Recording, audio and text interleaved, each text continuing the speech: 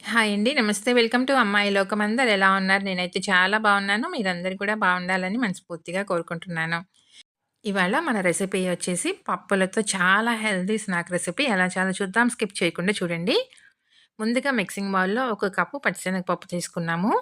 అదే కప్పుతో అరకప్పు కందిపప్పు, పావు కప్పు పెసరపప్పు తీసుకున్నాము.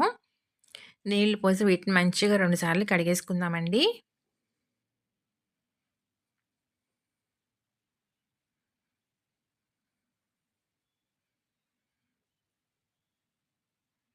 ఈ నీళ్ళన్నీ వంపేసేసుకున్న తర్వాత మంచినీళ్ళు పోసుకొని, మూత పెట్టి ఒక గంట పాటు నానబెట్టుకుందాము. గంట తర్వాత చూద్దాం పప్పు చక్కగా నానిపోయింది మనకి. చూసారు కదా! చక్కగా నానిపోయిందనమాట. ఇప్పుడు దీన్ని మనం మిక్సీ జార్‌లోకి మార్చుకుందాం. 2 సార్లుగా దీన్ని గ్రైండ్ చేసుకుందామండి హాఫ్ హాఫ్‌గాను. ఇప్పుడు దీంట్లో ఒకటి 2 టేబుల్ స్పూన్లు మాత్రం నీళ్ళు యాడ్ చేసుకుందాం. ఇంక అంతకంటే ఎక్కువగా వేసుకోవద్దు నీళ్ళు. పిండి అస్సలు పలచన కాకూడదండి.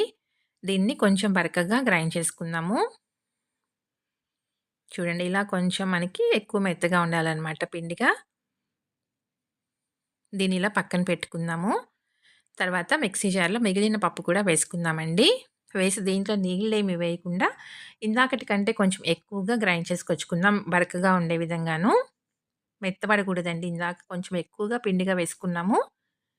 ఇప్పుడొచ్చి కొంచెం ఎక్కువ బరకగా వేసుకోవాలనమాట మిక్సీకి. ఇప్పుడు మిక్సీ జార్‌లో 2 చిన్నుల్లిపాయలు, 2 పచ్చిమిర్చి, ఒక చిన్న అల్లం ముక్క, ఒక ఎండుమిరపకాయ, ఒక టీ స్పూన్ జీలకర్ర, పావు టీ స్పూన్ సోంపు వేసి దీన్ని కూడా బరకగా గ్రైండ్ చేసుకుందాము. చూడండి ఇలా ఉండాలనమాట. దీన్ని పిండితో పాటు కలిపేసుకుందాం. రుచికి తగినంత ఉప్పు, ఒక పెద్ద ఉల్లిపాయని సన్నగా తరిగి పెట్టుకున్నామండి. దాన్ని వేసేసుకుందాము. ఒక కప్పొచ్చి సన్నగా తరిగిన తోటకూర, సన్నగా తరిగిన కొత్తిమీర కొంచెం వేసి మొత్తం మంచిగా కలుపుకుందాము.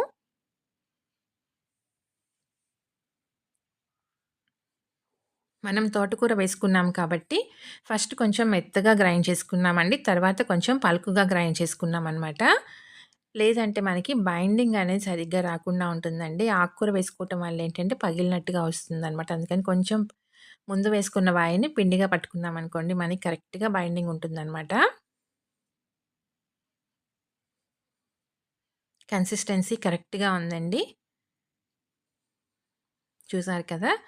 మనం మిక్సీ పట్టుకునేటప్పుడే కొంచెం జాగ్రత్తగా మిక్సీ పట్టుకుంటే కరెక్ట్‌గా ఉంటుంది. అన్నీ ఇలా రెడీ చేసుకొని మనం పక్కన పెట్టుకున్నాము. వేయించుకోవడానికి వీలుగా ఉంటుందండి. ఇప్పుడు కడాయిలో నూనె పెట్టుకొని, స్టవ్ వచ్చేసి లో టు మీడియం ఫ్లేమ్‌లో పెట్టుకొని వేయించుకుందామండి. అప్పుడే మనకి చక్కగా లోపల దాకా మంచిగా క్రిస్పీగా వేగుతుంది. పట్టినెన్న వేసుకొని చక్కగా 2 పక్కల మంచిగా ఎర్రగా కాల్చి తీసుకుందాం.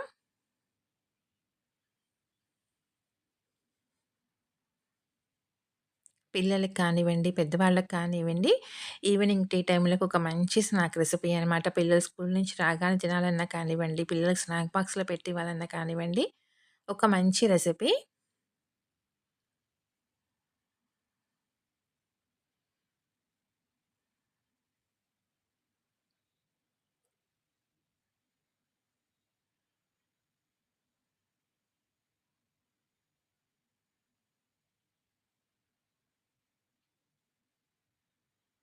ఒక కప్పు శనగపప్పు తీసుకున్నామనుకోండి, అరకప్పు వచ్చి అదే మీరు ఏదన్నా కానీ ఒక మెజర్‌మెంట్ పెట్టుకోండి.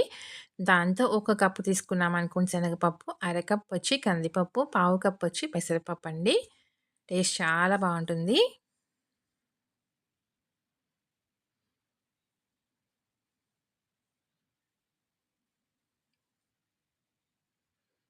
ఒకవేళ మీకు పిండి గనక పలచనైనట్టుగా అనిపిస్తే, 1, 2 టేబుల్ స్పూన్లు బియ్యం పిండి వేసుకొని కలుపుకోండి.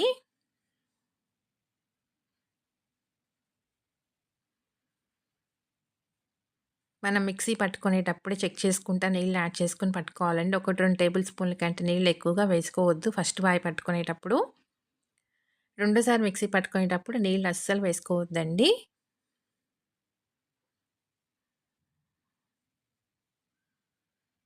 చూసారు కదా! చక్కగా వేగిపోయినియి. మంచి క్రిస్పీగా వచ్చినియండి పైన. లోపల సాఫ్ట్‌గా టేస్ట్ అయితే చాలా అంటే చాలా బావుంది. అన్నీ తీసేసుకుందామండి. ఇలానే మిగతాయి కూడా రెడీ చేసుకొని తీసుకుందాము.